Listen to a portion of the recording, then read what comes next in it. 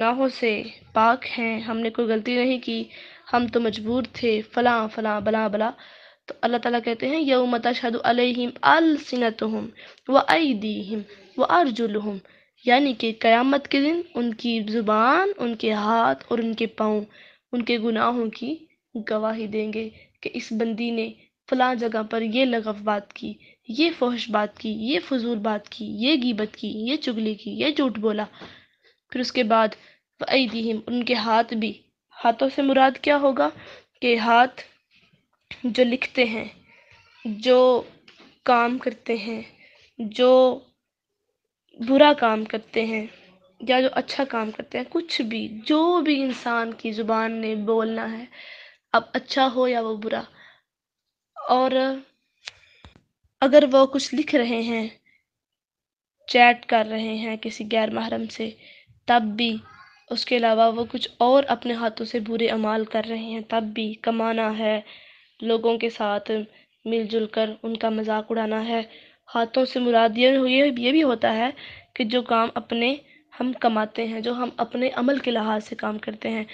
وَأَرْجُلِهِمْ وَأَرْجُلُهُمْ، اور ان کے پاؤں بھی، یعنی کہ ان کے پاؤں بھی گواہی دیں گے کہ اللہ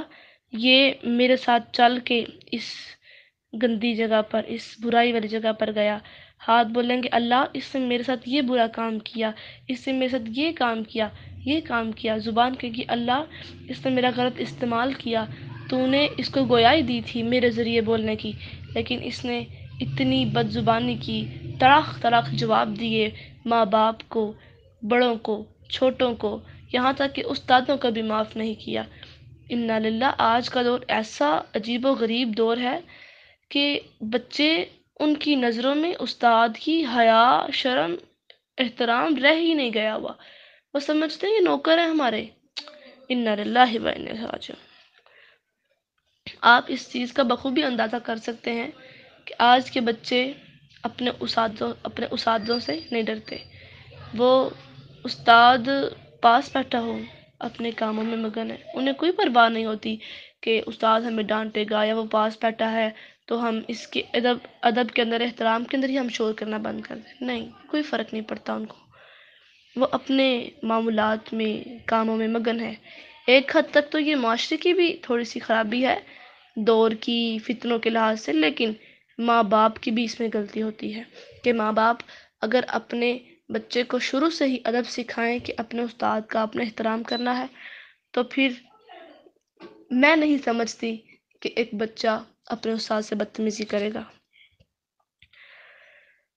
اللہ اکبر۔ آگے اللہ تعالیٰ کہتے ہیں یومئذ یوفیہم اللہ دینہم الحق۔ اب جو دین ہے نا، دینہم الحق، دینہم سے مراد جزا ہے، یعنی کہ وہی جو بدلہ ہے وہ پورا پورا دیا جائے گا۔ آگے اللہ تعالیٰ نے کہا الحق۔ اب حق کے دو معنی ہیں، ایک معنی ثابت ہے کیونکہ اس کی ذات ہمیشہ سے ہے، نہ اس پر پہلے عدم تھا، عدم کہتے ہیں موجودگی نہیں ہے کسی چیز کی، اور نہ اس پر کبھی فنا ہے، دوسری کسی چیز میں صفت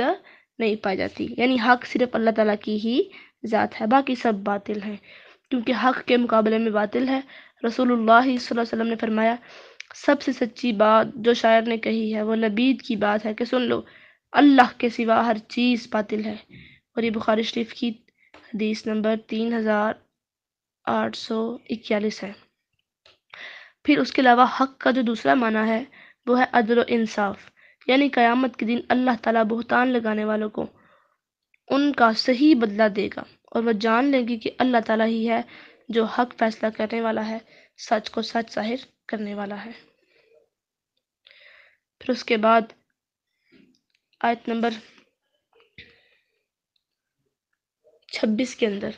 الخبیثات للخبیثین والی آیت میں اللہ تعالیٰ فرماتے ہیں، یعنی اس آیت میں یہ نفسیاتی حقیقت بیان کی گئی ہے کہ خبیث گندے مردوں کا نبھاؤ خبیث عورتوں سے، اور پاکیزہ مردوں کا نبھاؤ پاکیزہ عورتوں ہی سے ہو سکتا ہے۔ ایسا نہیں ہو سکتا کہ ایک مرد خود تو بڑا پاکیزہ ہے مگر وہ ایک خبیث عورت سے برسوں نبھاؤ کرتا چلا جائے۔ اس بات کو بیان کرنا کا مقصد جو ہے وہ یہ ہے کہ حضرت عائشہ رضی اللہ عنہ کی پاکیزگی کو بیان کرنا ہے کہ ان میں خباثت کا ادنا سا شائبہ بھی نہیں تھا، تو پھر یہ کیسے ممکن تھا کہ اللہ کے نبی جو ازل سے اب تک پاکیزہ ہستیوں کے سردار تھے، ان کے ساتھ نہایت محبت و اطمینان سے برسوں نبھاؤ کرتے چلے جاتے۔ بعض مفسرین نے الخبیثات سے مراد گندے اقوال اور افعال بھی لیے ہیں، اور الطیبات سے مراد پاکیزہ اقوال و افعال لیے ہیں، یعنی کوئی آدمی جیسا خود ہوتا ہے ویسے ہی وہ اعمال کرتا ہے، ویسے ہی اقوال زبان پر لاتا ہے، اور ویسے ہی اپنے وہ افعال کرتا ہے، اپنے کام کرتا ہے۔ یہ بات حقیقت میں اگر ایک انسان کی تھنکنگ غلط ہے نا، نیگیٹو ہے، بالفرض آج کل ہمارے اس دور میں ایک بہت جو چیز عروج پہ جا رہی ہے، اور اگر اللہ کے نبی کی دعا ہمارے ساتھ نہ ہوتی تو آج ہماری امت بہت پہلے کی تباہ ہو چکی ہوتی، اجتماعی عذاب کے ساتھ، کہ اللہ کے نبی نے دعا کی تھی، اللہ میری امت کو عذاب کے ساتھ ہلاک مت کریے گا، اجتماعی عذاب دے کر۔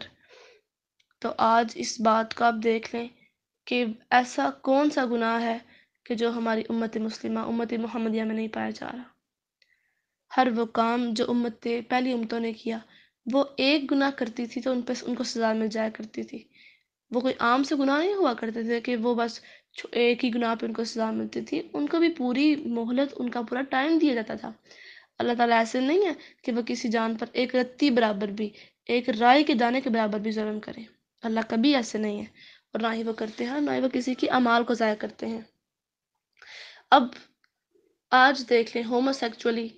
جو یہ آج کل LGBT جو سسٹم چل رہا ہے، ٹرانسجینڈرز کا، لیزبین کا، گیز کا، اینڈ ایوری تھنگ ایٹسٹرا جو بھی ہے، تو یہ کیا ہے؟ یعنی کہ ہم جنس پرستی یہ چل رہی ہے۔ تو اگر ایک مثال ہم لڑکی کی لیتے ہیں، ایک لڑکی کے اندر ہی انٹرسٹ ہے، وہ مردوں سے دور رہتی ہے عموماً، بالفرض مثال کے طور پہ، لیکن وہ عورت کے ساتھ ایسا فیل کرنا چاہ رہی ہے جو کہ جائز ہی نہیں ہے، اور زنا کی ایک قسم ہے، ہم جنس پرستی کے اندر آتی ہے، تو وہ عورت کے ساتھ ہی یہ بدتمیزی، گندگی یہ جو اختیار کر رہی ہے، تو اب اس کی جو اقوال ہیں، بات کرنے کا انداز فحش ہوگا، جو اس کی جو الفاظ ہوں گے ان میں فحاشی ہوگی، عریانی ہوگی۔ اس کے علاوہ اس کا جو فعل ہوگا، اب آپ فعل سے لے لیں، یعنی کہ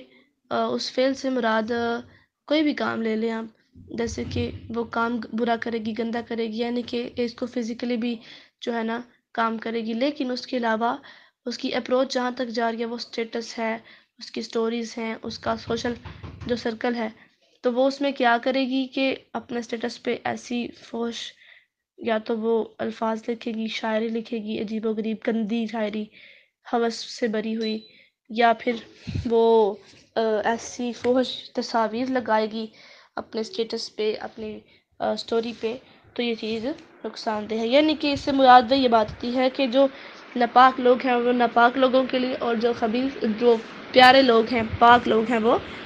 پاک لوگوں کے لیے۔ تو اب چونکہ حضرت عائشہ رضی اللہ عنہا پاک تھی، ان کی سیرت اور ان کے اقوال و افعال بھی پاک تھے، اور یہ منافق خود گندے تھے، اس لیے ان سے ایسے ہی گندے اقوال و افعال کی توقع تھی۔ آگے اس آیت کا دوسرا حصہ ہے کہ وَالطَّيِّبَاتُ لِلطَّيِّبِينَ، یعنی طیب مرد اور طیب عورتیں ان باتوں سے صاف بری کیے ہوئے ہیں، یہ جو نا اولئک مبرؤون، اس کے اندر آتا ہے کہ جو خبیث مرد اور خبیث عورتیں باتیں کرتے ہیں نا بری بری ان کے بارے میں، تو یہ جو پاک اچھے مرد اور عورتیں ہیں یہ ان کی باتوں سے بری ہیں، بالکل صاف ہیں۔ اس میں ام المؤمنین حضرت عائشہ رضی اللہ عنہ کی واشغاف، یعنی کہ بالکل واضح الفاظ میں برات کا ذکر کیا گیا ہے۔ اس کے علاوہ پھر اسی آیت نمبر 26 کے آخر میں لہم مغفرۃ و رزق کریم، یعنی ان کے لیے بڑی بخشش اور باعزت روزی ہے۔ اس میں رسول اللہ صلی اللہ علیہ وسلم، عائشہ، ان کے والدین اور صفوان رضی اللہ عنہم سب کے لیے جنت کی بشارت ہے، جو کہ حقیقی رزق کریم ہے، کیونکہ اس بہتان سے ان سب کی عزت و آبرو پر حملہ ہوا اور سب کو نہایت رنج بھی پہنچا تھا۔ اس کے علاوہ اب اللہ تعالیٰ نے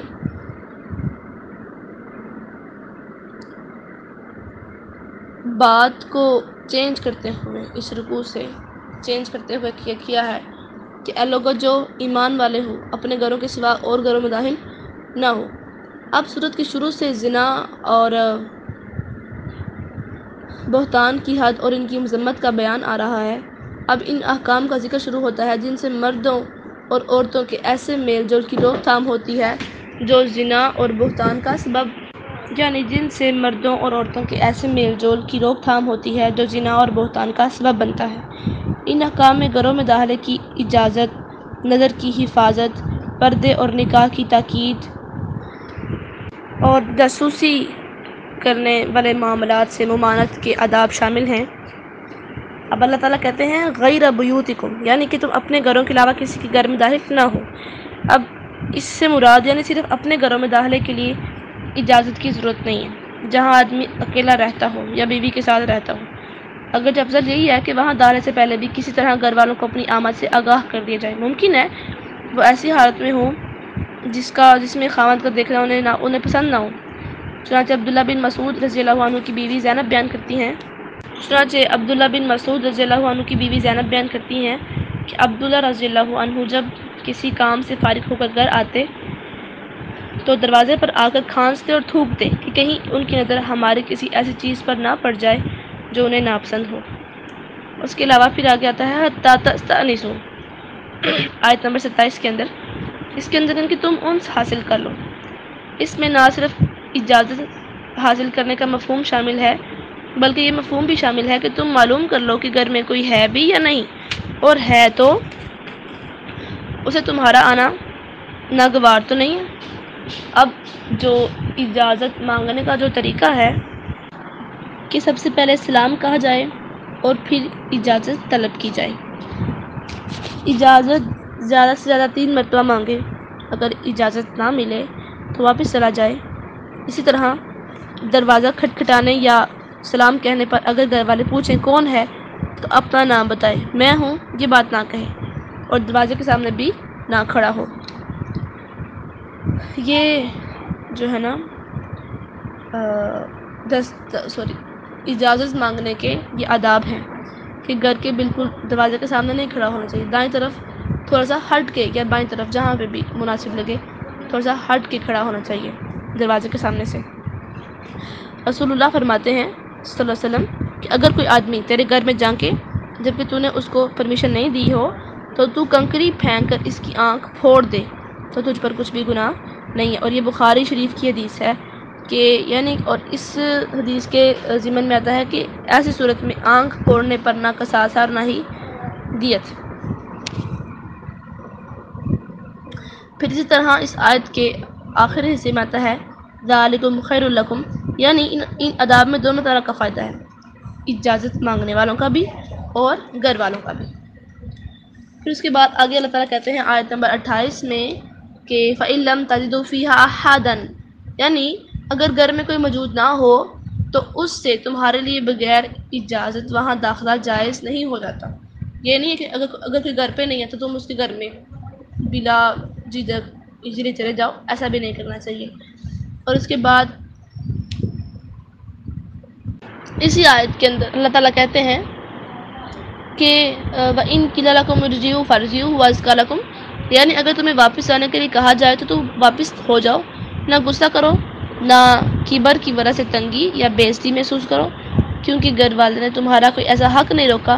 جو اس پر واجب ہو، اور اجازت کا وہ اختیار رکھتا ہے چاہے دے یا پھر نہ دے۔ لوگوں کے اپنے اپنے حالات ہوتے ہیں، کسی کو کیا خبر کہ کوئی کس حال میں ہے، تو اس لیے پردہ پوشی اختیار کر لینی چاہیے۔ اور ایک صحابی ہیں، مجھے ان کا نام نہیں فی الحال یاد، وہ کہا کرتے تھے کہ میرا تو دل کرتا ہے کہ میں اللہ کے نبی کی سنت پہ بھی پورا کروں، یا ان کی اس بات پر بھی کہ میں کسی کے گھر جاؤں، قرآن کی اس بات پہ عمل کروں کہ میں